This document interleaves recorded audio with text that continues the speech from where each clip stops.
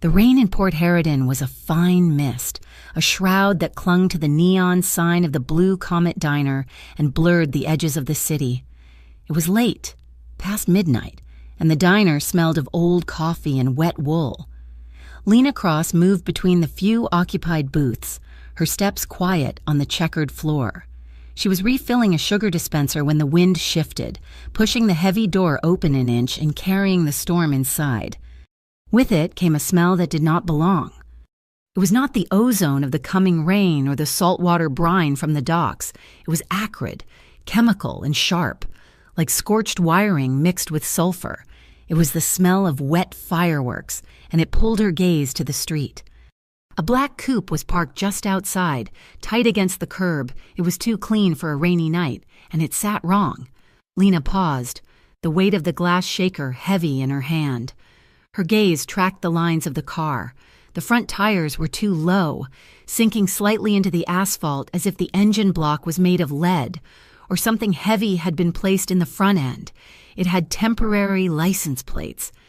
As she watched, the streetlight caught a glint of moisture on something thin and dark stretched beneath the chassis, near the passenger side. A wire? The first aid course she had taken at the community center, the one that included a mandatory active threat seminar, flashed in her mind. They had spent 20 minutes on improvised devices. She felt a cold prickle move up her spine. Inside the diner, her focus shifted. 2 men sat at the counter, their backs to her, hunched over coffee mugs. They wore baseball caps pulled low, obscuring their faces from the overhead lights. They had not touched their food. One of them checked his watch, then tapped his fingers on the Formica counter, a nervous rhythm that cut through the low hum of the coolers. They were watching the door. Lena moved back toward the kitchen pass-through. With a gesture that looked like a simple stumble, she knocked a metal pitcher of cream onto the floor. The clatter was sharp. As she bent to retrieve it, her hand shot out beneath the counter, pressing the small, custom button she had wired herself. In the kitchen, a single bell chimed, not the loud alarm, but the one the cook, Sal, recognized as trouble. The low, buzzing rock music playing over the speakers cut off abruptly. The sudden silence was heavy, thick. The 2 men at the counter stiffened. The front door chimed. A man stood up from the corner booth, the one obscured by the coat rack. He was tall, wearing a dark wool coat that fit him perfectly. Lena recognized him instantly. Nico Valieri. His father, Salvatore, owned most of the docks and the parts of Port Harridan that the city government did not. Nico stretched, leaving a generous tip on the table. He walked toward the door, oblivious. The 2 men at the counter watched him, their hands slipping beneath their jackets. Lena moved. She grabbed a guest check and a pen from her apron. "Sir, excuse me," she called out, her voice calm, professional. Nico turned, one hand on the door handle, annoyance flashing in his dark eyes. She stepped into his path, blocking his exit, holding the check out. "You dropped this. I think you might need it for reimbursement." It was a weak excuse, but it bought her 2 seconds. He was close enough to see the frantic pulse in her throat. She leaned in, as if offering the pen. "Do not go near your car," she whispered, her voice barely audible. "There is a problem under the chassis." Confusion warred with suspicion on his face. He started to pull back, to dismiss her as crazy, but he saw the genuine cold fear in her eyes. She did not wait for him to process it. She turned, grabbed the heavy plastic bin liner from the bus station, the one filled with cans, bottles, and discarded metal cutlery. She pivoted, using all her weight, and threw the bag hard. It sailed through the open doorway and slammed into the front wheel well of the black coupe. The impact of the metal trash was enough. The world vanished in a concussion of heat and white light. The force of the blast was directed forward, shredding the front end of the coupe and sending a wave of shrapnel across the street, shattering the windows of the laundromat opposite. The diner's own glass shattered inward, but the main charge had been pushed away. Lena had already grabbed Nico. She did not pull him back. She shoved him down, tackling him hard, covering his body with her own as they crashed onto the slick tile floor below the level of the steps. Debris rained down where they had been standing. The two men at the counter were already moving, shouting in curses as they drew weapons. The plan was ruined. One raised his pistol toward the front door, toward the tangle of limbs that was Lena and Nico. Lena rolled off Nico, screaming, "Sal, get down!" She scrambled to her feet, ripped the red fire extinguisher from its wall mounting, and pulled the pin. She aimed at the counter and squeezed the handle. A thick cloud of white chemical foam blasted outward, instantly obscuring the gunman, the counter, and half the diner. The men choked, blinded. "The back!" one of them yelled. Lena did not stop. She grabbed a heavy, polished steel tray from the service stand and threw it like a discus through the fog. It hit the closest man with a wet, solid thwack to the side of the head. He grunted and stumbled, his weapon clattering to the floor. Nico was up. He moved with a speed that startled her, scooping up the fallen pistol. He did not aim at the men. He fired twice, the sound deafening inside the enclosed space. The shots were precise, through the thinning foam. Lena saw the getaway car parked across the street lurch as its two visible tires exploded. Sirens wailed in the distance, growing closer, but the first vehicle to arrive was not a police cruiser. A black sport utility vehicle, unmarked, screeched to a halt, its floodlights bathing the ruined diner in sterile blue light. Men in dark tactical gear spilled out, their vests identifying them not as police, but as the Harbor Field Crime Suppression Bureau. "Down, everybody on the ground, now," their leader commanded, his weapon sweeping the room. The air was thick with smoke, chemical dust, and the smell of the explosion. Amid the chaos, Nico Valieri found Lena. She was breathing hard, her waitress uniform covered in white foam and soot, her hands shaking. He was staring at her, his expression a mixture of raw shock and a profound, dawning realization. He moved to her, ignoring the agents yelling at him. He reached out, his hand grasping her arm as if to confirm she was real. "Tonight," Nico Valieri said, his voice low and rough, "I owe you my life." The flashing blue and red lights painted the ruined interior of the Blue Comet in sickening, repeating strokes. Lena sat in a booth, wrapped in a coarse shock blanket, the smell of chemical foam still burning her nose, opposite her, looking entirely too clean in his sharp suit. Was Agent Cade Bell of the Harbor Field Crime Suppression Bureau. He held a ceramic mug of coffee that Sal must have brewed on the back burner. "You have some impressive reflexes, Miss Cross," Bell said, his voice smooth. He did not smile. "You also have terrible timing. You just stepped into the middle of a war for the port." Lena said nothing. She stared at the cracked sugar dispenser on the table. "Salim Vasca, the North Cap outfit," Bell continued, taking a slow sip. "He does not like Salvatore Valieri, and he especially does not like his son, Nico, trying to legitimize the family business. Vasca sees it as weakness. Tonight, he tried to exploit it." He leaned forward slightly. "And you, Miss Cross, just publicly picked a side." Before she could form a reply, another man in a cheaper, rumpled suit approached the booth. He flashed a badge. "Urban Integrity Commission, we are handling the witness protocols." He pushed a clipboard and a pen toward her. "Standard statement, we just need your signature confirming the events. A lawyer from the city registry has been assigned to you. His name is on the form." Lena looked at the printed name, then at the UIC agent's impatient face. She looked at Cade Bell, who watched her with mild curiosity. She pushed the clipboard back across the table. "No," she said, her voice was hoarse. "I am sorry," the agent said, annoyed. "It is just a formality." "No," Lena repeated, clearer this time. "I do not want your lawyer, and I am reserving my right to remain silent." Bell's eyebrow twitched, the barest hint of amusement. The UIC agent turned red, but the sirens outside were closing in, and the press was arriving. He snatched the clipboard and stalked away. Nico Valieri emerged from the back office. Having finished his own brief statement, he nodded to Bell, a cold acknowledgement between two predators, and then looked at Lena. "I will take you home." It was not a question. The ride was silent, the windows of his black sedan sealed tight against the rain and the city. They did not speak until they were standing in the dim, damp hallway outside her third-floor apartment in Tide Flats. The paint was peeling on her door, and the air smelled of stale cooking. She fumbled for her keys, her hands still shaking. His hand covered hers, stopping the motion. His skin was warm. "What I said in there," he said, his voice low, "about the life debt, it is real."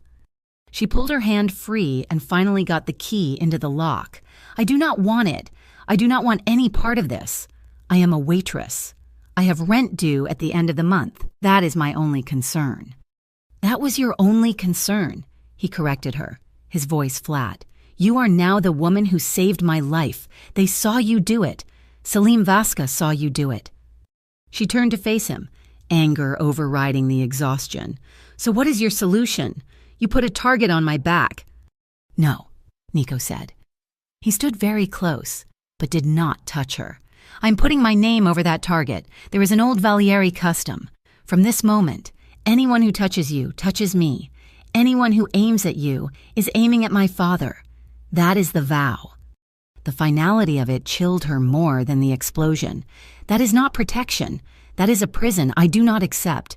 Here is my condition: you fix Sal's diner, and you leave me and everyone at that diner alone. Do not pull me into your world." Nico studied her face in the flickering yellow light of the hallway, as if memorizing it. "I will agree to your terms," he said. "I will not involve you." He paused. "But my protection will—" "I do not want your men sitting in cars outside my building." "They will not be in cars," he said, "and you do not have a choice." He turned and walked down the stairs, his footsteps echoing long after he was gone. She locked her door. Sliding the deadbolt and the chain, she leaned against the wood, her heart hammering. She looked out her window. She could not see anyone. But she felt them. The next morning, the city was electric. Her phone had dozens of messages. The local news feed had exploded. Someone from the apartment building across the street had filmed the aftermath. The clip had gone viral, the shattered glass. Her standing with the fire extinguisher. Nico getting to his feet. The hashtag was trending in Port Harridan Blue Comet Harrow. Lena hated it. She hated her face being plastered everywhere. She was not a hero. She was a woman who had seen a wire and thrown the trash. Then the narrative shifted. A leak, quiet but deliberate, came from the Urban Integrity Commission. A reporter for an online news aggregate posted it. Sources within the UIC confirmed the explosive device was a military-grade package, not a typical crude pipe bomb, utilizing a sophisticated radio frequency detonator. Questions are now being raised as to how a diner waitress recognized the threat and reacted faster than security. They were making her an accomplice. They were painting her as an insider, a player in the game. They had taken her off the pedestal and placed her directly in the line of fire. She was pacing her small living room, chewing on a fingernail. When she heard the sound, a soft scrape, like paper sliding on wood. She froze. Someone was at her door. She listened, holding her breath. Nothing. Just the drip of the faucet in the kitchen. She moved to the door and looked through the peephole. The hallway was empty. Then she looked down. A plain white envelope was lying on her welcome mat. Her blood ran cold. She waited a full minute before touching it, her mind racing. She nudged it open with her foot, then snatched it, locking the deadbolt again. Inside was not a letter. It was a photograph, printed on high-gloss paper. It was not a cell phone shot. It was from a professional lens, zoomed in tight. It captured the moment at the diner door, just before the blast, when she had leaned in to whisper to Nico. His face was turned to hers. It looked intimate. It looked like a conspiracy. She flipped it over. 4 words were scrawled in black marker. "Next time no one will—" The fear turned instantly to white-hot rage. She grabbed her phone and dialed the number for the Valieri Foundry, Nico's legitimate development company. The receptionist answered with a polite, automated greeting. "I need to speak to Nico Valieri. Now." "I am afraid he is in a meeting. Ma'am, can I take a—" "Tell him the waitress from the Blue Comet is calling about the photograph," Lena snapped. She was on hold for less than 5 seconds. His voice came on the line, calm and collected. "Lena." "You bastard," she hissed, her voice trembling. "You promised. You said you would protect me. Someone was just at my door. They left me a threat." There was a moment of absolute silence on the line. She could picture him in his high-rise office, looking down on the port. He got that close. The question was quiet, sharp as ice. "He was at my door. Are those your men? Is this a test?" "No," he said. The word was final. "My men are across the street, on the roof. They are good, which means Vasca's operative is better. They waited. They watched my men watching you. They played us both." Lena slid down the wall, pressing her forehead against the cool plaster. "Get them away," she whispered. "Get all of them away. You are painting a target on me. This is because of you." "If I pull them, you will be dead before sunrise," he replied, his tone unchanged. "I listened to your condition in the hallway. Now you will listen to me." She squeezed her eyes shut. "Tomorrow," Nico Valieri said, "you are not working your shift. I have a plan." The line went dead.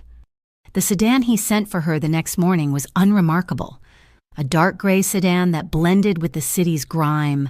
The driver, a man with a thick neck and watchful eyes, introduced himself only as Jax Morel. He did not speak again. They drove away from the residential tide flats, past the noisy, struggling docks, and into the industrial heart of Port Harridan, a place of rust and forgotten brick. Jax parked in a secured garage beneath a massive building. The sign read, "Valieri Foundry Lofts." It was an old ironworks, its smokestacks long cold, but the brickwork had been meticulously restored. The air inside smelled of curing plaster, new leather and ozone, a stark contrast to her apartment. Nico was waiting on a suspended steel walkway, looking down at an architectural model that covered a massive table. He wore a gray Henley, not a suit, and the sleeves were pushed up, revealing scarred forearms. "This is my plan," he said, skipping any greeting. He gestured to the model. "The Harridan Renew Project, a clean port, fully automated, zero-emission logistics, tied to a new tech hub." Lena walked the perimeter of the table. It was beautiful, sterile, and looked impossibly expensive. "This is not the Valieri business I read about." "That is the point," Nico said. He looked up from the model, his eyes intense. "My father, Salvatore, he built his world on muscle and loyalty. He wants me to take his chair, to keep the old ways, the classic way." He ran a hand over the miniature replica of a container ship. "But that world is dying. It is loud. It is bloody. And it is built on things I will not do." He confessed it not like a weakness, but like a simple, hard fact. "I am building this as an escape route, for the family, a way to take our name and our money and make it clean, permanently. But doing it quietly means I am vulnerable. The North Cap outfit, Salim Vasca, they see this as weakness. They think I am soft." He paused. "And the old guard in my own house. The ones who like the classic way, they see it as a betrayal. I am a target from both sides." "And last night," Lena finished for him, "they found you." "They found me," he agreed. "And you—" 2 women entered the loft from a side office. The first was tall, athletic, with short-cropped hair and eyes that missed nothing. She moved with a fluid, silent economy. The second was older, immaculate in a tailored pantsuit, carrying a tablet. "This is my family in the shadows," Nico said. "Isolde Trent, we call her Izzy. She's my head of security. She's the one who missed Vasca's man at your door." Izzy nodded, her expression unreadable but sharp. It was an apology and a promise. "And this," Nico said, gesturing to the woman in the suit, "is Dr. Ava Cormack, our legal counsel. She keeps the legitimate walls high." "Miss Cross," Dr. Cormack said, her voice crisp, "we have prepared a private citizen protection program for your consideration. We believe your public identification necessitates immediate countermeasures." Nico took over. "A new phone, military-grade encryption, a new smart lock system for your apartment, installed by Izzy herself, not a third party, a variable route to and from work, provided by Jax. Lena crossed her arms. I appreciate the fortress, but I am not your prisoner, and I am not quitting my job. Izzy spoke for the first time, her voice low. Working at the diner is a liability. It is a fixed point. It is my life, Lena countered, her voice firm, and it is the only place I might get answers. She looked at Nico. I will agree to your locks and your phone, but I keep my shift, and your people stay out of the diner. No shadows at the counter, no one in the booths. That is my condition. Nico studied her, then nodded slowly. Agreed, but you take the phone and you answer it when I call. That afternoon, she was back at the Blue Comet. Sal had the front boarded up, but the kitchen was running for takeout. The air smelled of sawdust and coffee. Her network was not made of shadows. It was made of people who were invisible in plain sight. Delivery drivers, dishwashers, other waitresses. She started with Marco, a delivery driver who knew every side street in the city, who was at table 4, Tuesday night, 2 guys, baseball caps. He thought for a second. Sipping the coffee she poured him, I saw them. They paid with a virtual card on their phone. Tapped it. I saw the app name. Helix. Helix. Yeah, Helix North Logistics, one of those weird shell companies that popped up at the port. The name clicked. Helix North. Northcap, Salim Vasca. It was lazy, arrogant, or both. They had paid for their stakeout coffee with a company card. That night, the situation escalated. The internet mockery began. Salim Vasca, a man who loved the sound of his own voice, started a live stream. He lounged in a high-backed leather chair, a smirk on his face, enjoying his new notoriety. It is a sad day, Vasca said to his thousands of viewers, his voice dripping with false sympathy. The little port prince, Nico Valieri, so weak he cannot even walk to his car. He has to be saved by a waitress, a woman with a tray and a fire extinguisher. He laughed. Maybe he should put her in charge. The Valieri family, run by the Blue Comet Diner. It was a deliberate public attack on Nico's honor, designed to infuriate the old guard and paint him as incapable. Lena watched the clip on the new, sterile phone Nico had given her. It made her skin crawl. But 20 minutes later, a response appeared. It was not a press release from Dr. Cormack. It was Nico himself, using his own phone, recorded in the foundry. The lighting was harsh, his face half in shadow. He looked directly into the camera. Salim Vasca is right, Nico said, his voice quiet, carrying more menace than Vasca's shouting. I was saved by a waitress. He leaned closer. But here is the part he does not understand. That woman did not just save me. He held the gaze. She saw something he did not. She saw the wire. She saw the threat while his clumsy men sat at my counter. Vasca is blind, and the woman he mocks is the reason he failed. He did not end the stream. He just shut it off. The clip spread faster than the original. It was a declaration. He had not defended his own honor. He had elevated hers. He had confirmed her importance, confirmed her ability. Lena threw the phone onto her couch. He had not put her in a prison. He had put her on a pedestal, right in the center of the storm, with a spotlight aimed directly at her. The radio frequency detector Nico had given her was small, black, and looked like a cheap garage door opener. He had called it a precaution, a way to scan for signals.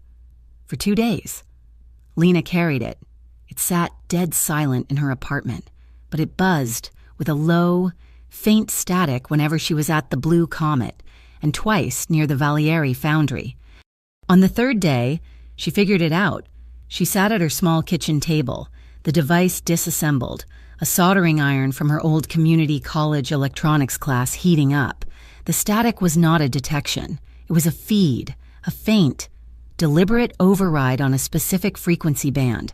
Someone was not just trying to find her, they were trying to listen to what she was finding. The device was a beacon, not a shield. It was an inside job. Someone in Nico's own circle was painting her. She did not call him. She did not trust the new phone. Instead, she went to the back room of an amateur radio club in the basement of a library. She emerged with a device of her own, a handmade scanner, its components visible through a clear case, its antenna a coiled copper wire. It was ugly, but it was clean. That afternoon, she handed the compromised RF detector to Marco, the diner's delivery driver, along with a cold soda. "Do me a favor. Stick this in your glove box, just for today. I think my ex is tracking it." Marco, who had 3 sisters and understood the look in her eye, just nodded. "You got it. Lena, he follows me. I take him on the scenic route past the fish market." She taped her own handmade device under the counter, near the register. Within an hour, a dark green, unmarked utility truck, the kind contractors use, pulled out and fell in line 3 cars behind Marco's delivery sedan. Lena was not in the sedan. She was at the Valieri foundry, in what Nico called the command room, a small office with a bank of monitors, sitting next to Izzy. Nico paced behind them. Lena had her laptop open, streaming a live feed. "Where is he going?" Nico asked, his voice tight. "He's following Marco," Lena said, her eyes on her screen. "And Marco is taking him to Warehouse 27, just like I asked." "Warehouse 27 is North Cap territory," Izzy stated, her hands flying over a keyboard, pulling up city maps. "That is a bad idea." "It is not their territory," Lena said calmly. "It is just a rental, and the owners were cheap." She typed a final command. The main screen flickered, then split into 4 grainy, black and white images. They never changed the default password on their security system. Admin 1234. Nico stopped pacing. He looked at the screen, then at Lena. A slow, impressed, and slightly disturbed look crossed his face. On the screen, they watched Marco's sedan pull past the warehouse. The green truck slowed, then turned, pulling into the long, dark alleyway that led to the warehouse's loading bay. "Now," Lena said. Izzy was already moving. She did not go for a gun. She picked up a phone and dialed, "This is Harborfield Waste Management. Our automated truck on River Street is reporting a level 4 hydraulic failure at the intersection of Dock and Pike. Yes, a full fluid spill. We need containment and a street closure immediately." Through the warehouse feed, they heard the distant sound of sirens. Not police, but the heavy engines of a tow truck and a city maintenance vehicle. "He is boxed in," Izzy said, hanging up. She had just closed the only 2 exits from the alley. The green truck's doors flew open. 2 men jumped out, not in contractor gear, but tactical vests. They looked confused, then panicked, realizing the trap. They ran for the warehouse door, looking for a rear exit. Nico, Lena, and Izzy were already in the garage. They did not catch them inside the warehouse. They caught the first man as he tried to climb the chain-link fence at the back, Izzy disabling him with a move so fast Lena barely registered it. The second one surrendered when he saw Nico emerge from the shadows, holding a tire iron. It was brutal, efficient, and silent. They had the man in the back of Jax's sedan, parked in the foundry's garage, in less than 10 minutes. He was not a hardened soldier. He was a low-level tech, scared, with a bleeding nose. "Who are you?" Nico's voice was low. "Nobody?" the man stammered. "I just follow the signal. They pay me to follow the signal." "The signal from the device you planted," Lena said, holding up the cheap detector. The man's eyes went wide. "I did not plant it, I just track it. They told me to tag the girl, report her movements." "Who?" Nico demanded. "Helix North," the man spat. "It is always Helix North, Vasca's people." "Where are the explosives?" Izzy asked, her voice flat. "I do not know. I'm just the driver." Nico stepped closer, and the man flinched, shrinking against the car door. "I swear, but I hear them talking. The stash. They said Vasca's personal stash is in a City Shield Port Authority container, number 405 B Dock. That is all I know." Nico's face was dark. He looked at Izzy. "Get Jax. We're going to B Dock. We're ending this." "No," Lena said. Nico turned to her. "This is not your world, Lena. This part is my job." "Your job is getting sloppy," she shot back. "You go in there. You are just another gangster shooting up the docks. You prove Vasca right. We caught him. We have the location. We have the witness." She jabbed a finger at the terrified man. "We take this to the Urban Integrity Commission. We use their law against them." "The UIC," Nico laughed, a bitter, harsh sound. "They are puppets." "Then let's see who pulls the strings." The meeting was held in a sterile conference room at the HCSB precinct. Agent Cade Bell sat at the head of the table, looking bored. Lena, Nico, and Dr. Ava Cormack sat on one side. Ava laid it out. "We have a sworn affidavit from this man," she said, sliding a tablet over, testifying that Helix North Logistics is actively targeting Miss Cross. He has also provided the location of a significant cache of military-grade explosives within a City Shield Port Authority container. We are bringing this to you to act. Bell skimmed the report. He did not seem surprised or interested until his eyes hit one line. Lena watched him closely, his gaze snagged on the name Helix North. It was not a flicker of recognition. It was a fractional shift, a subtle tensing in his jaw. Gone in a second, he knew the name. And he knew it in a way he should not have. He looked up, his composure perfect. "This is excellent work, Dr. Cormack, very proactive." He smiled, a thin, cold gesture. "We will, of course. Secure the container immediately. The HCSB will take lead on this. Thank you for your civic duty." He was too cooperative, too fast. He was not just accepting the information, he was containing it. They were in the car, Jax driving them back to the foundry. When the call came, it was Izzy. "Nico, turn on the news." Nico tapped his phone. A local news helicopter was streaming live. A plume of black smoke was rising from B-Dock. "A controlled detonation. Authorities are saying," the reporter's voiceover explained, "the HCSB, acting on a tip, safely detonated a cache of illegal explosives found in a shipping container." Agent Cade Bell praised the anonymous tipster. "He did not seize it," Lena whispered, horrified. "He destroyed the evidence." Nico's face was carved from stone. He was watching the fire on his phone, but his eyes were on Lena. He warned them. Nico said, "Bell is Vasquez. He got the location and he called them. They moved the real stash and left a decoy, a warning." He was right. Vasquez was not just moving. He was talking. He was telling them, "I know you are watching, and my people are everywhere." As if to prove the point, Lena's new secure phone buzzed in her pocket, a text from an unknown number. It was not a photo this time, just one line of text. "Change your shift. Cross. Next time it is a person, not a car." He did not drive her back to the foundry. Jax took the coast highway, leaving the industrial grime of Port Harridan behind. The rain had stopped, but the sky was a heavy, bruised purple. They drove for nearly an hour until the city was just a smear of dirty light on the horizon. The sedan turned onto a gravel road, stopping at a chain-link fence that Jax unlocked. They were at Breakwater Point, an abandoned lighthouse, a skeletal white tower, stood against the churning, gray Atlantic. The air was clean and cold, smelling only of salt and stone. "Where is this?" Lena asked, stepping out onto the wet rocks. "My first safe house," Nico said, joining her, and he did not have a coat. "When I was a kid, when my father's world got too loud, I'd steal my mother's car and drive out here. The Coast Guard decommissioned it decades ago." He unlocked the heavy iron door at the base, and they climbed the winding metal staircase. The room at the top was not a ruin.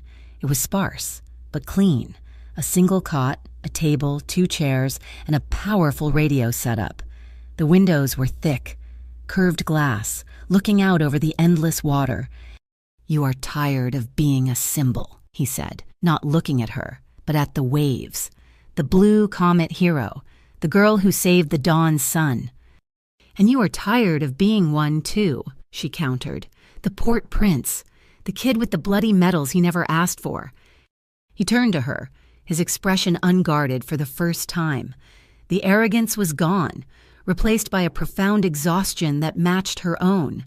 "That gasoline explosion," he said, his voice quiet. "The one they always whisper about. I was 12 years old. It It was a rival family trying to burn out one of my father's warehouses on the north side. I was in the back office, playing with a handheld radio, where I was not supposed to be. He unconsciously touched a pale, jagged line of scar tissue on his forearm, the one she had glimpsed at the foundry. I woke up in the hospital. My father was sitting by the bed. He was not crying, he was just looking at me. And he said, "Now you know. Now you see what we are." He was proud. Lena looked away, toward the sea. My scars are different. They are the kind you get from watching the person who is supposed to protect you just disappear. One bottle at a time. Her voice was flat, devoid of self-pity. My father did not build an empire. He just drank himself out of a job, then a house, then a family. He just left, faded away. I have not seen him in 10 years. She met his gaze. That is why I hate this.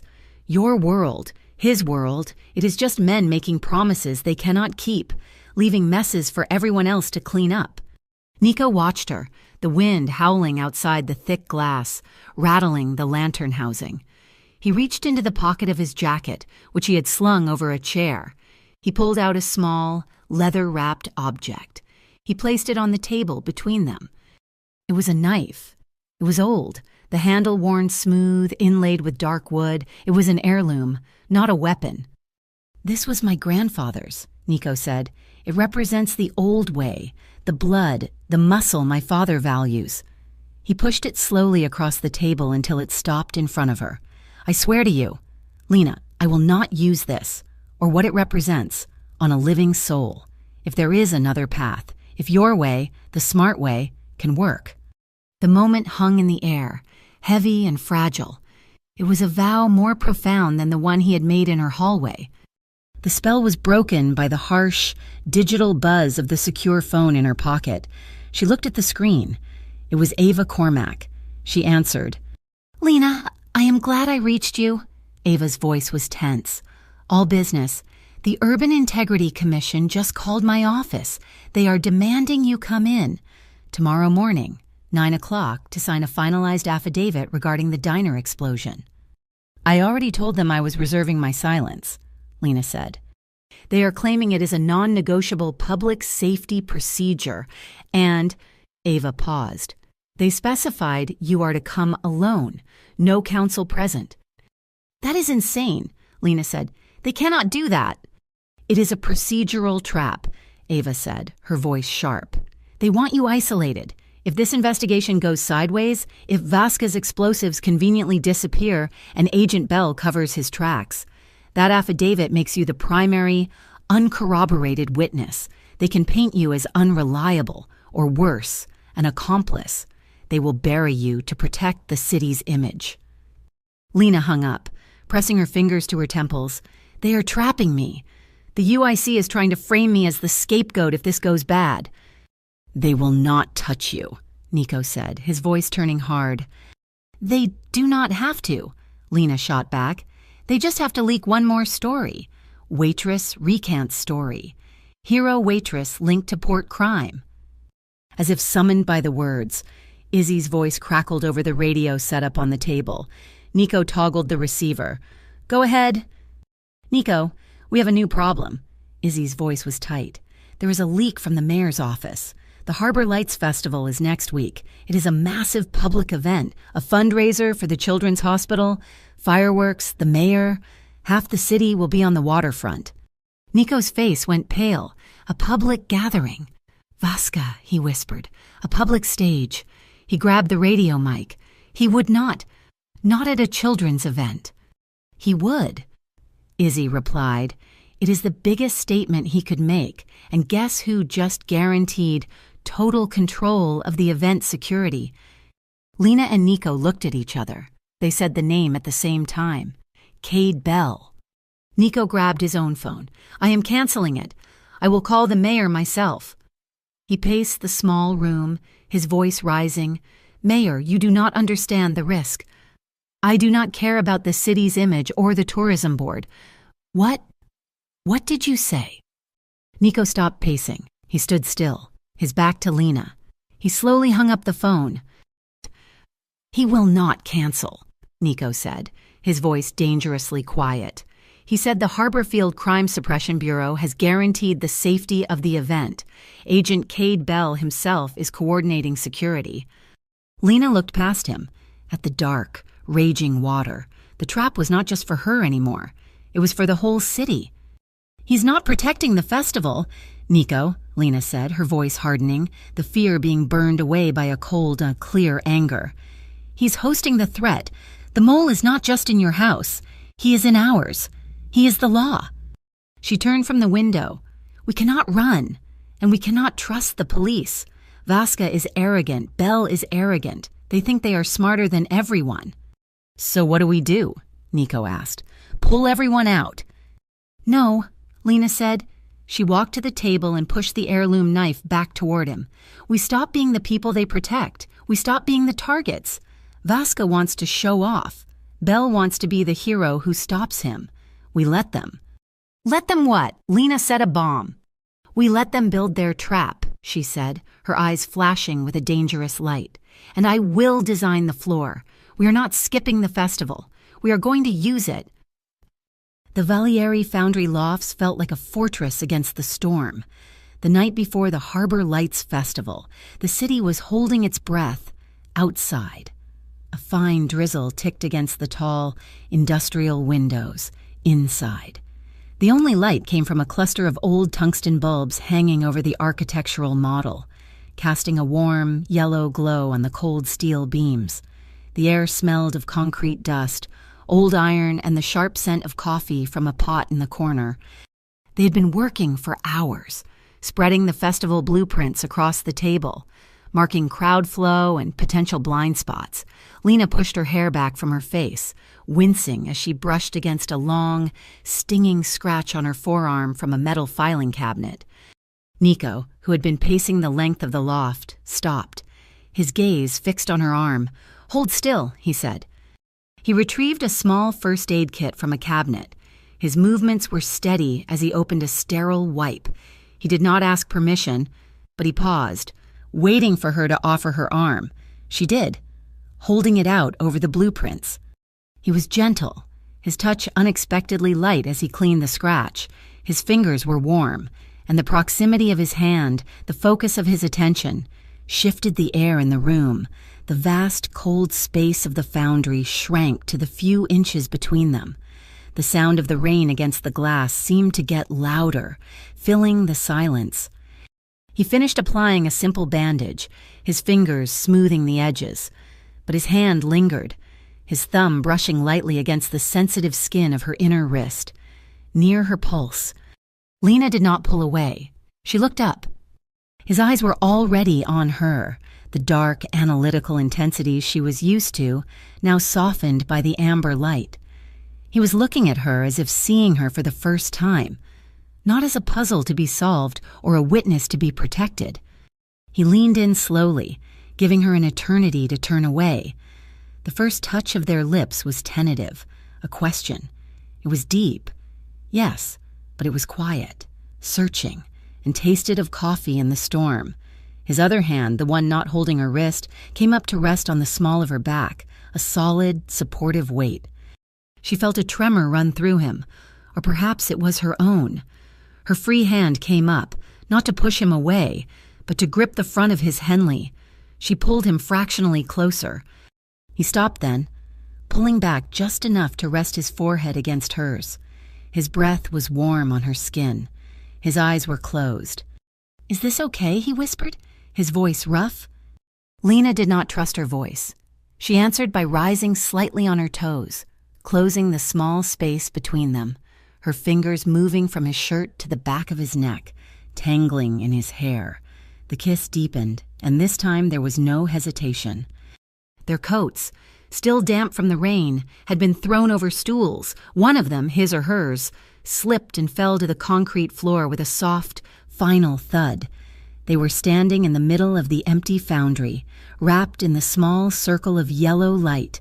It was a long, slow embrace, defined not by passion, but by a desperate need for solid ground. It was the thudding beat of his heart under her palm, which now rested flat against his chest. It was the answering rhythm of her own. It was the sound of the rain drumming on the metal roof, a steady percussion. His arms were tight around her, a solid, warm presence in the cold, dangerous night. Their fingers found each other and laced together, a tight, grounding grip. Later, they were on the long leather couch in the corner office, the one Dr. Cormack used. They were lying side by side, fully dressed, shoes off, with a thick wool blanket Nico had found draped over them. The blueprints were on the floor, but the planning continued, now in hushed tones in the dark. "The bait signal," Lena murmured, staring up at the shadows on the ceiling. "It has to be tied to the stage lighting. If Bell controls the fireworks, he controls the power grid. We tap into that." "Izzy can handle that," he whispered back, his voice low and close to her ear. "The exit routes are the problem, the crowds. We need a safe word, something fast, something that means get out now, no questions." "Comet," she said, the name of the diner feeling like a lifetime ago. "If one of us says Comet, it means the trap failed, and we run." A long, comfortable silence settled between them, broken only by the steady drum of the rain. Nico turned onto his side to face her, the blanket pulling taut. In the shadows, she could just make out the line of his jaw. "Lena," he said, his voice stripped bare of all artifice, all command. "I love you." He said it like a fact, a piece of data he had finally confirmed, but his voice was unsteady. Lena felt her breath catch, her heart giving a painful squeeze. A small, trembling smile touched her lips. She did not need to say the words back. He would know. She reached out, her fingers finding the faint scar on his forearm. She moved closer, pressing her forehead to his, a mirror of their moment by the table. "After tomorrow," she whispered, a promise and a plea. "After tomorrow, we will be whole." The peace lasted less than 10 seconds. The secure phone on the table buzzed, a harsh, vibrating sound that shattered the quiet. Nico sighed, reluctance in every line of his body as he sat up and grabbed it. It was Izzy. He put it on speaker. "Nico, Lena, we have a problem." Izzy's voice was clipped, all business. "I just received the final security schedule from City Hall. Agent Bell did not just coordinate. He has taken full command." "What does that mean?" Nico asked, swinging his legs off the couch, the warmth of the moment gone. "It means he just filed an emergency protocol addendum, citing national security, to take control of the pyrotechnics display. He is the only one with the final detonation codes. He has cut the mayor, the fire department, and the fireworks company completely out of the loop. That is not just unusual, that is unheard of." As Izzy spoke, Dr. Cormack's tablet, which Lena had been using, lit up with an email notification. Ava, working late, had found the link. Lena sat up, pulling the blanket around her shoulders, and read it aloud, her voice turning cold. "Helix North Logistics," she said. They were a primary sponsor for the HCSB's Security Innovation Forum last year, the one Cade Bell organized. Nico stood up, running a hand through his hair. He was pacing again. "He is controlling the explosives. He is Vasca's man. He will set them and blame Northcap. Or us. We have to stop him." Lena stood up, wrapping the blanket tight. She looked at the blueprints, at the new, terrifying information. "No," she said. Nico stopped pacing. "What? You cannot stop him. He's the law. He has covered every track." She looked at Nico, her eyes hard and clear in the darkness. "He is the key. You said it yourself. He wants to be the hero." So, Lena said, walking back toward the glowing maps. "If Bell is the key, we do not steal it, we just let him unlock his own door." The Harbor Lights Festival was a sea of humanity, a pulsing, breathing mass of thousands packed onto the waterfront. The air throbbed with live music from the main stage and smelled of popcorn and the cold, salty harbor. Drones, both for news and for the event itself, zipped overhead, their red and green lights like nervous fireflies, streaming the entire scene live to the city. The official security was a mixed City Shield Port Authority. Officers in bright yellow vests manned the soft barriers. looking overwhelmed, but the real control. The hard perimeter was around the main stage and the fireworks barge. That belonged to Agent Cade Bell in the HCSB, who moved with a sharp, military precision, their dark uniforms cutting through the colorful crowd. Lena was not in the crowd. She was inside Tacos El Norte, a food truck parked by her friend Maria, from the service window. She had a perfect view of the stage and the main pyrotechnic columns. Taped beneath the stainless steel counter, her handmade RF scanner fed a constant, silent stream of data to a tablet hidden by a stack of napkin dispensers. She was the nerve center. Nico was the muscle, distributed. He had Jax and 2 others on 3 separate rooftops, high-powered binoculars sweeping the crowd. Izzy, dressed as a harbor maintenance worker, patrolled the waterline in a small, quiet utility skiff. "Testing," Lena's voice murmured over their encrypted comms. "Izzy, how's the water?" "Clear," Izzy's voice came back, just a breath of static. "Lot of civilian traffic, but no sign of Vasca's hardware." "Nico?" "Rooftop 3 is clear," Nico reported, "but the crowd is tight. It is too tight." On her tablet, Lena saw the frequencies. Most were stable, cell phones, police radios, the news drones. But then, a new signal pulsed, sharp and clean, from a dedicated band. "I have it," Lena said, her voice dropping. "It is not the main barge. It is Pyrotechnic Column 3, the one on the main pier, a non-standard signal, too strong." Nico's voice was tense. "I see it. Bell is walking the perimeter. He just stopped. He's looking right at it."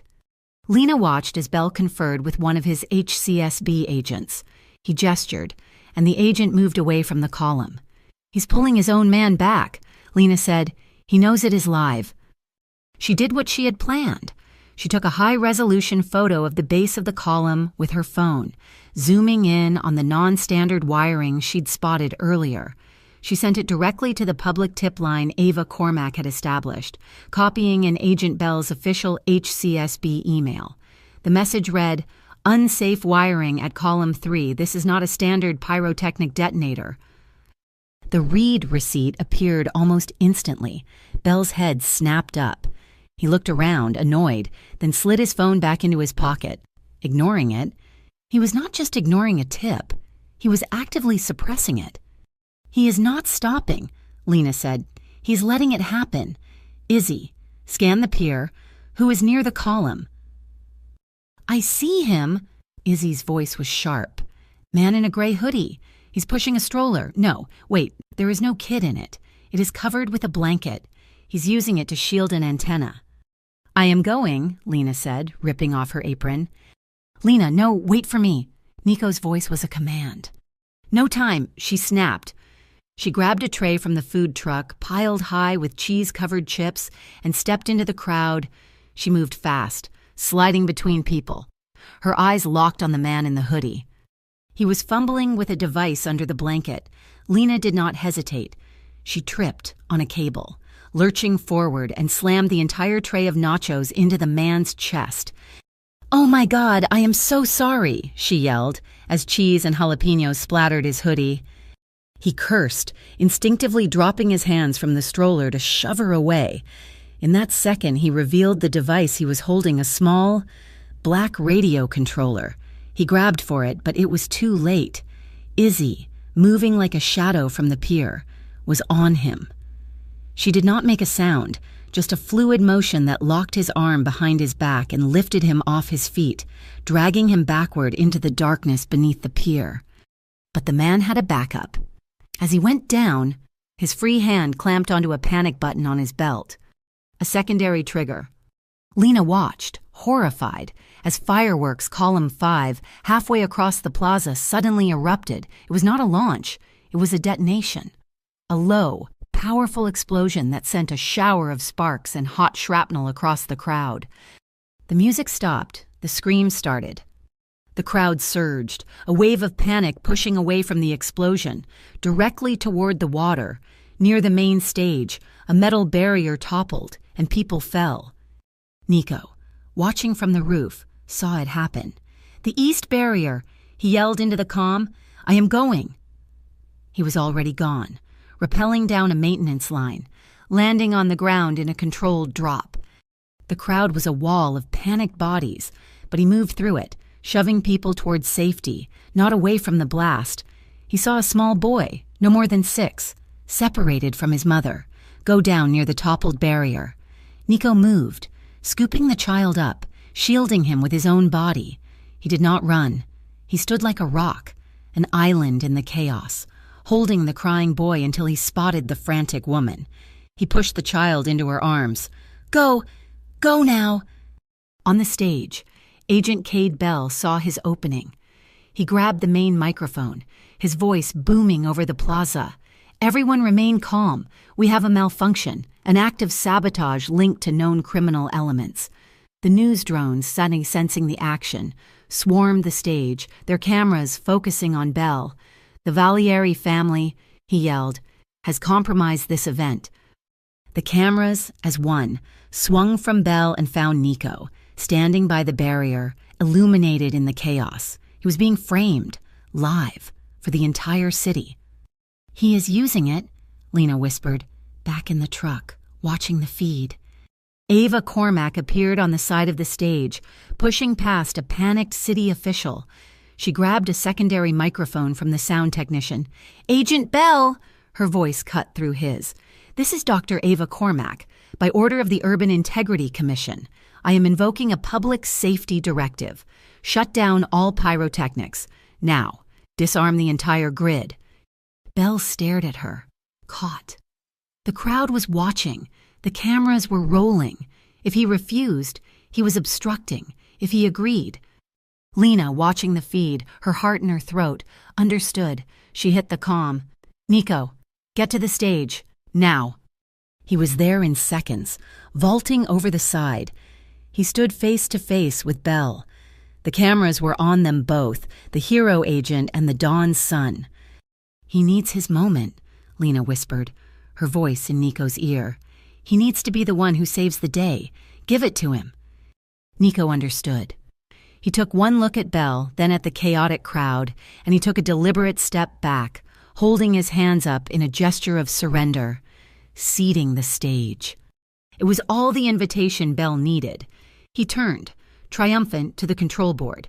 I am shutting it down, when he announced, I am initiating the emergency disarm. He slammed his hand down on the large red button labeled disarm. But Lena, watching her RF scanner, knew the truth. That button was not a disarm. It was a trigger, a secondary, powerful charge, routed to a different location, a final VASCA signature. The signal pinged, but it did not go where Bell intended. Lena had been rerouting the frequency for the last 10 minutes. It was not parking lot B2 that lit up. Instead, a series of small, harmless, decoy Klieg lights in an empty, fenced-off lot on the far side of the festival flared to life, bright as daylight. They were aimed at a single, unmarked shipping container.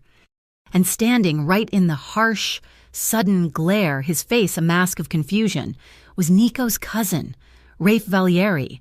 He was standing over a pallet loaded with weapons, his hand outstretched to a man in a Helix North jacket. The live feed drones, drawn by the sudden, intense light, swarmed the new scene. On every screen in Port Harridan, the feed switched from Bell's heroic face to a close-up of a Valieri, red-handed, surrounded by illegal arms. The chaos of the festival did not stop, it just refocused. The City Shield officers, realizing they were the subjects of every news drone in the sky, moved on Rafe Valieri with professional speed. They had him in cuffs before the echo of the decoy blast faded. Then, Agent Cade Bell arrived, his face a mask of thunder. He had sprinted from the stage, his HCSB tactical team flanking him. This is a federal-level incident, Bell barked at the City Shield captain, his voice overriding the sirens. CBRN threat. My team is taking the prisoner. We are locking this down. The hell you are, the captain retorted, his hand on his weapon. He's on Port Authority property. He's ours. I am invoking. Lena stepped between them, her food truck apron still on, her face smudged with soot. "He is hyperventilating," she said, her voice cutting through the male posturing. "Look at him! He's going into shock." Everyone turned. Rafe, caught between the two armed groups, was indeed pale, his skin gray. His breath was coming in short, sharp gasps. "He needs medical attention," Lena insisted. "Before he passes out, we have a first aid tent set up by the stage. We need to move him there. Quietly, now." Belle hesitated. It was a public relations nightmare. A dead Valieri, on camera, right after Belle's security had failed. "She is right," Nico said, appearing at Lena's side. "Get him stabilized, then your jurisdictions can fight over him." Belle, trapped by the cameras and the logic, nodded curtly. "Fine. Move him. 2 of my men go with—" The medical tent was a pop-up canopy Dr. Ava Cormack had requisitioned 2 hours earlier. It was not filled with medics.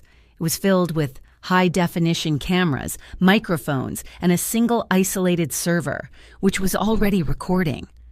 Rafe was deposited onto a folding chair, not in shock, but in terror. The City Shield captain posted a guard outside the flap. Belle's 2 men stood inside, but Ava was already there, holding a tablet. "I am Dr. Cormack," she said, her voice clinical. "We have a right to document his condition before transfer, to ensure no due process violations." Belle's men, trained for force, not law, hesitated. That was all Ava needed. Nico stepped into the tent, dismissing the HCSB men with a look. "We will handle the family matter. You can wait outside." When the flaps closed, it was just the 4 of them, Nico, Lena, Ava, and Rafe. The interrogation began, but it was not an interrogation. Rafe was looking at Nico, his eyes filled with a toxic mix of fear and resentment. "You," Rafe spat. "You and your clean port, your Harridan Renew project, you were going to wash us all away. Everything our fathers built, everything we are." Nico took a step forward, his fists clenched, the betrayal radiating off him. "You did this. You tried to kill me for that." "Nico," Lena said, her voice soft but firm. She put a hand on his chest, stopping him. The muscle was rock hard beneath her palm. She turned to Rafe. She did not yell. She pulled up another folding chair and sat opposite him, her posture open, her hands relaxed in her lap. She just nodded, as if she understood. "He bought you," Lena said. "It was not a question." Rafe stared at her, at this waitress who had unraveled everything. "Vasca," he admitted, his voice cracking. "Selim Vasca. He understands. He knows that blood means more than steel beams. He said he would give me the classic side of the business, the respect, not spreadsheets." "The respect," Delina repeated, her voice neutral. "And what else did he give you, Helix North?" Rafe's eyes widened. He told me Helix North was just logistics, a way to move money, untraceable accounts. He said Belle was the key." "Cade Bell," Ava said, her pen hitting a notepad, though the cameras were the real witness. "He is the protection, the inside man." "Bell moves the merchandise," Rafe said, the words spilling out now, a dam of resentment breaking. "He schedules the HCSB security blind spots. He set up the warehouse B2 decoy. He knew you were coming. He wanted you to find it, to make you look like heroes, just before he planted the real threat." "The car bomb," Nico said, his voice flat. "It was not for the diner," Rafe said, looking away, unable to meet his cousin's eyes. "That was just a test, a way to see how you moved, how your team reacted. The real party was tonight, after the festival. A meeting at the Raven Jet riverbank, a final negotiation. Just you and Vasca. He was going to use the same setup, the car bomb, but this time. Lena, he was going to make sure you were in it with him. A message." Nico turned away, his back to Rafe. He was shaking, not from fear, but from a rage so profound it was silent. He looked at his hands, the hands that had promised Lena a different world. Lena walked to him, standing beside him. She did not grab him. She gently placed her hand on his shoulder. "Nico," she whispered. "I am going to kill him," he whispered back, the words torn from him. "Family or not, I will break him." "The knife," Lena said, her voice still quiet, for his ears only. "You remember what you said at the lighthouse? Not if there is another path? You gave me your word." He closed his eyes, his breath ragged. He leaned his head toward her, a moment of profound, painful reliance. "He tried to kill you." "And he failed," Lena said. "Now we use our path, the one that works." She looked at Ava. "Is it enough?" "It is more than enough," Ava said, tapping her tablet, which was streaming the confession to her secure server. "We have conspiracy, attempted murder, and a corrupt federal agent, all in one." Ava looked at Nico. "Nico, the city charter has an obscure provision, the Emergency Community Transparency Mandate. It is meant for earthquakes or infrastructure failure, but I can argue it. It allows us to bypass standard protocols and present evidence of an immediate public threat. Live directly to the press." Nico understood. Not a courtroom, a press conference. We burn them with the truth. Nico turned, his decision made. He strode to the tent flap and threw it open. Agent Cade Bell was arguing with the City Shield captain. "Nico," Bell said, forcing a smile, "we need to transport your cousin. Federal custody." "No." "Agent Bell," Ava said, stepping out, her tablet in hand, "you will be joining us. We are holding an immediate press conference under the transparency mandate. No, we have a lot to discuss, starting with Helix North." The color drained from Cade Bell's face. He saw the camera in Ava's hand. He saw the live feed indicator. He saw the City Shield captain look at him with new, dawning suspicion. He saw Nico, no longer a victim but an executioner. Bell backed away. This is not procedure. I have to secure the perimeter." He turned and started walking quickly, then jogging toward the main gate. "Stop him!" the City Shield captain yelled, realizing the tide had turned. Bell broke into a full sprint, but he did not get far. Izzy stepped out from behind an HCSB command vehicle, blocking his path. She was not a lawyer. She was a wall. Bell was trapped. And then a new sound, a high-pitched electric whining. "What is that?" Lena asked.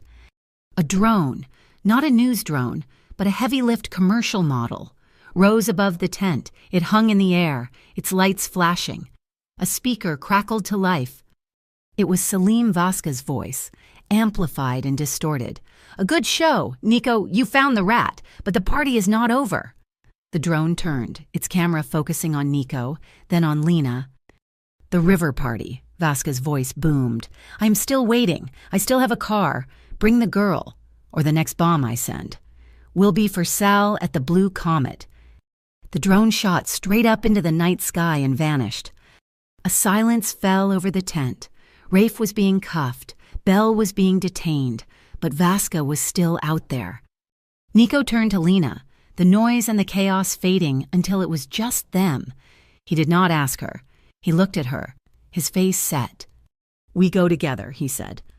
Lena nodded, the fear from the first night at the diner gone, replaced by a cold, hard resolve. "Let's end this tonight." The Ravenjet riverbank was a graveyard of industrial steel.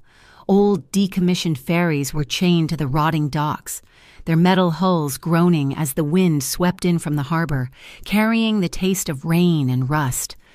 At the center of the vast, cracked concrete lot, a single black sedan sat under a flickering spotlight, a perfect, arrogant repetition of the car bomb at the diner, high above, on the skeletal arms of two dormant shipping cranes. Lena could just make out the glint of scopes. Vasca had snipers. They walked out onto the open concrete.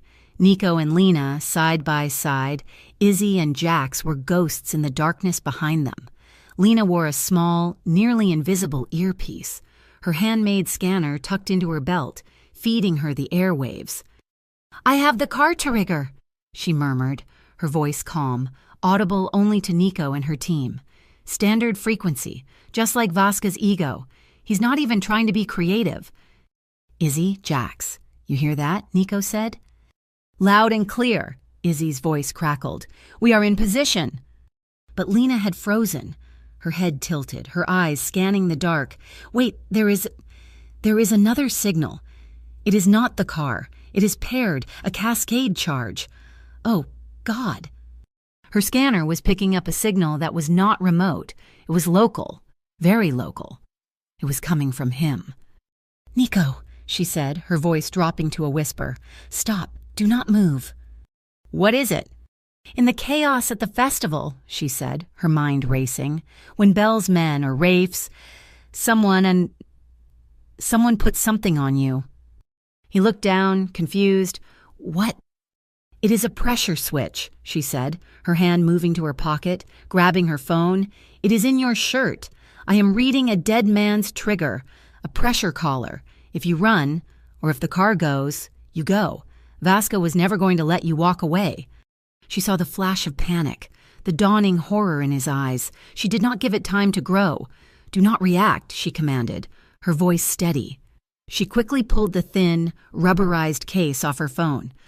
She stepped in front of him, blocking him from the snipers, her body shielding her movements. "Pretend I am fixing your shirt." She put her hand on his chest, directly over his heart, as if in a gesture of affection.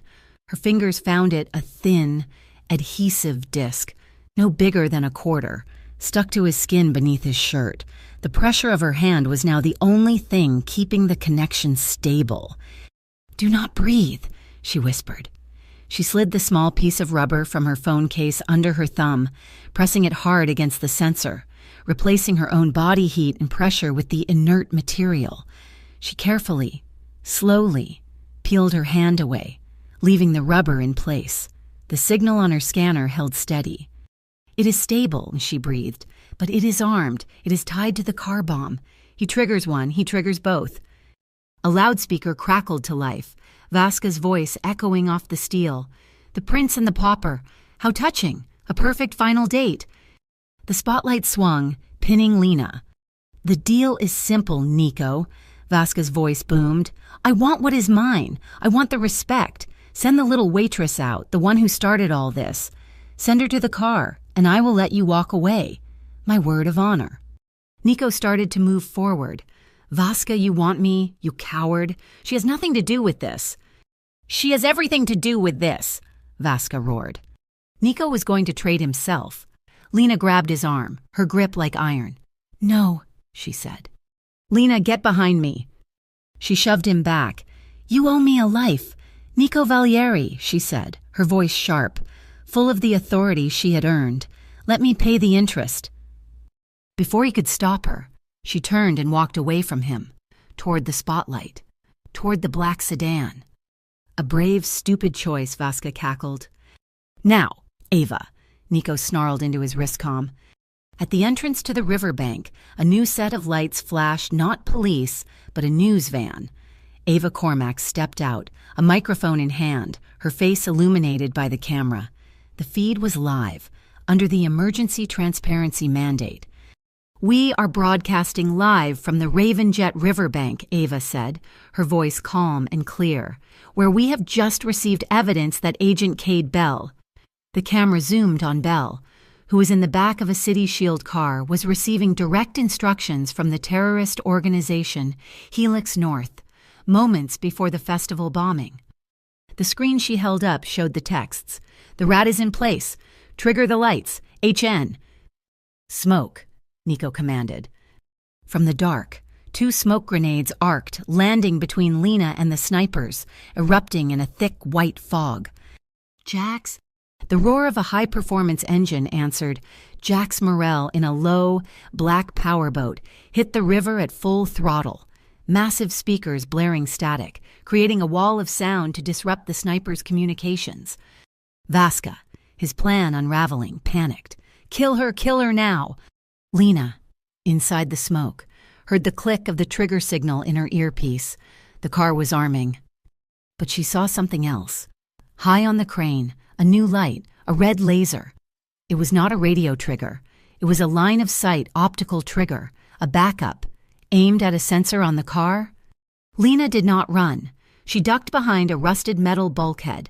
She saw the sedan's side mirror. She angled her phone case, the one part still in her hand. She aimed.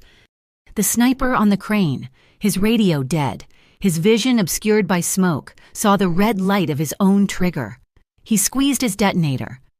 But Lena had caught the laser with the mirror, reflecting it fractions of an inch, away from the car and onto a different, smaller receiver she had spotted on the concrete.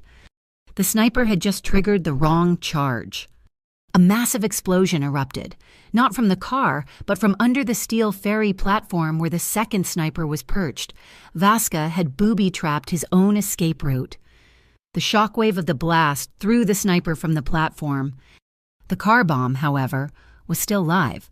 The primary signal was still in the air. As the smoke cleared, Lena saw it. The red light on the dashboard was blinking. Armed. 5 seconds. "Lena!" Nico screamed. He was running, a black shape against the firelight, moving faster than she had ever seen him move. He did not try to get her out. He did not try to pull her back. He lunged, tackling her, shoving her behind a massive discarded steel plate, the kind used for ship hulls. He covered her body with his, a perfect, desperate reversal of the night at the diner. The sedan vaporized, the shockwave. A physical wall of heat and force slammed into their steel shield, which glowed red from the impact. The sound was a physical blow, a punch that stole the air. Nico held her, his arms locked around her, his face buried in her neck, shielding her from the shrapnel. Then, silence, save for the crackle of fire and the distant approaching wail of City Shield sirens, who had been waiting for Ava's signal. Nico rolled off her, his hands checking her for injuries. "Are you hurt? Are you hurt?" "No," she gasped. Just you," he said, his voice raw. From the burning dock, Rafe Valieri, flanked by 2 City Shield officers, pointed. His voice broadcast on the open police band from Ava's feed. "That is him, Selim Vasca. He made me do it, he and Bell." Vasca, his sniper's gone, his trap failed, was running. He sprinted for a small boat hidden in the shadows. He was almost there when a figure dropped from the rafters of the dock above, landing silently in his path. Izzy. Vasca raised a weapon. Izzy did not. She moved in a blur of precise, brutal motion. It was over in 3 seconds. She kicked the weapon from his hand and had his arm locked behind him, a set of metal handcuffs snapping shut. The King of Northcap was on his knees. The Aqua Tower was a column of glass and steel, a monument to Port Harridan's aspirations. The special session of the Urban Integrity Commission was held in its top-floor observatory, the city spread out below them, exposed. It was not a trial, it was a reckoning. On 3 massive suspended screens, Dr. Ava Cormack presented the case. The audio logs from the RF scanner, the high-definition video of Rafe Valieri's confession from the medical tent, the financial data from Helix North, and the final, damning evidence, the time-stamped text messages from Selim Vasca to Agent Cade Bell. Bell, stripped of his credentials, sat in a cheap suit, his face the color of ash. Vasca, in an orange jumpsuit, looked bored, as if this was merely an inconvenient delay. The commission's vote was unanimous. Both cases were transferred for federal prosecution on charges that included conspiracy and domestic terrorism. The proceedings were nearly closed when a voice, heavy and cold, echoed from the back of the room. "This is a family matter, not a public spectacle." Salvatore Valieri walked down the main aisle, the old Don, his hair silver, his suit immaculate. He stopped. Not before the commission, but before his son. The cameras, still broadcasting live, zoomed in. "Rafe is blood," Salvatore said, his voice low and dangerous. "We handle blood ourselves. Vasca is mine to break. You do not bring our world into their light." Nico, who had been sitting with Lena, stood. He met his father in the aisle, not as a son, but as a man. "No," Nico said, his voice quiet but carrying in the massive room. "We are done with in-house. We are done with the shadows. I am done." "You are a Valieri," Salvatore hissed, his eyes blazing. "You will not betray your name." "Rafe betrayed it," Nico countered, his voice hard. "And you, father, you are letting it die. So here is the choice. In the light, for everyone to see, you let me finish Harridan Renew, the clean way, and bring this family into the new world. Or you lose me. You lose your son, forever.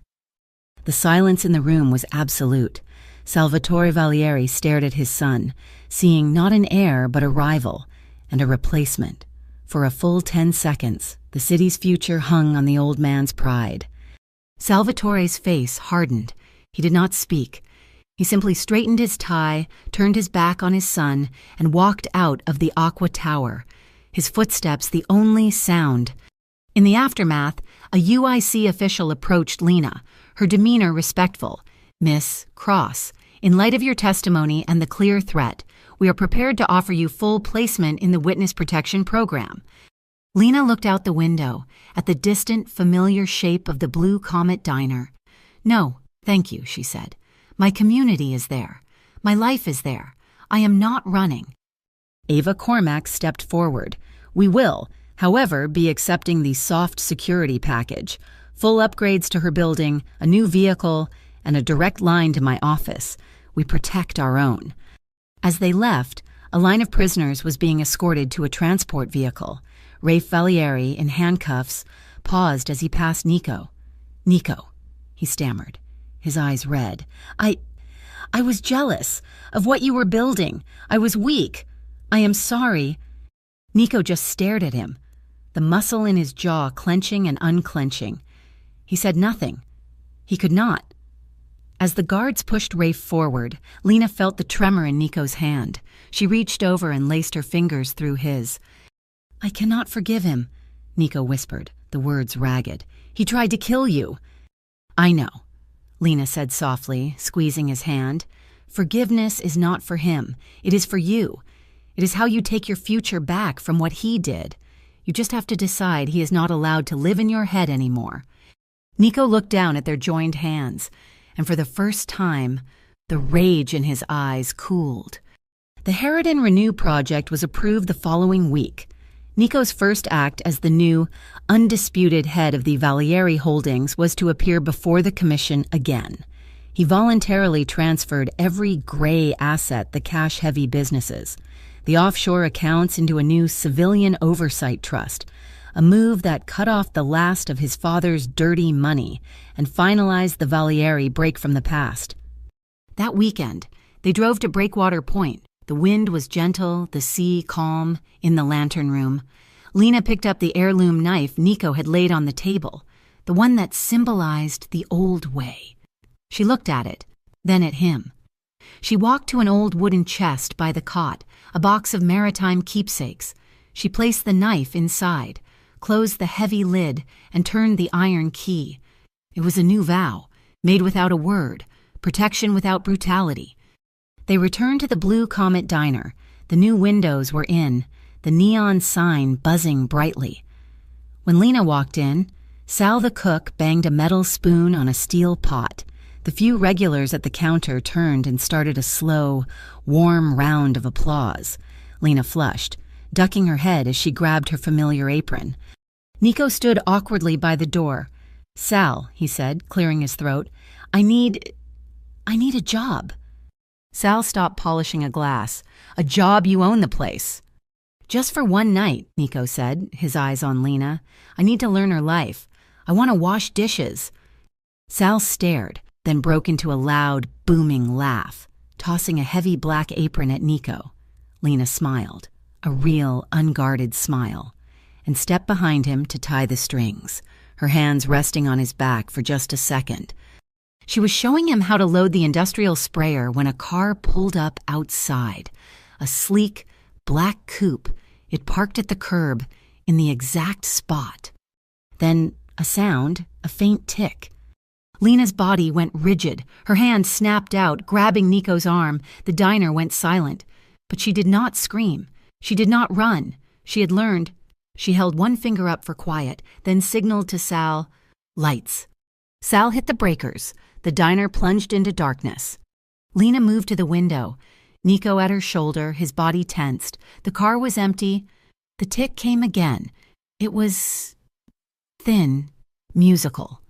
She pushed the diner door open and stepped onto the dark sidewalk. She knelt. There, in the gutter, reflecting the dim streetlight, was not a bomb. It was a tiny tin music box, dropped by a child, its mechanism clicking as it played a faint, tinny melody. Lena let out a breath she felt she had been holding for her entire life.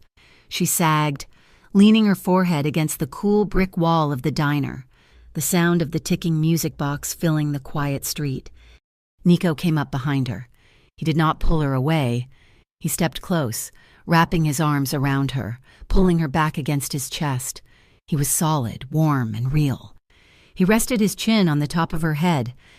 "That night," he whispered, his voice rough, his breath warm in her hair. "You pulled me from a car bomb. You pulled me from the fire. From now on, Lena, anytime you hear a tick, anytime you hear the world about to explode, I will be the one pulling you toward the peace." The knot of fear and abandonment that had lived in her chest for a decade finally unraveled. She turned in his arms, her hands flat on his chest, right over his heart. She looked up at him, a slow smile spreading across her face. "Comet," she whispered. He smiled back. In the distance, high over the port, the city's first official, safe, and sanctioned fireworks display began. They stood in the shadows of the blue comet, watching the colors explode against the night sky, knowing the vow made in the fire had, at last, become their future. Thank you so much for listening to this story. We would love to know where in the world you are tuning in from. Please, leave a comment below to share your thoughts and say hello. Do not forget to subscribe to Mafia Boss Story, like this video, and give us a little extra support by hitting that hype button so this story can be heard by even more people.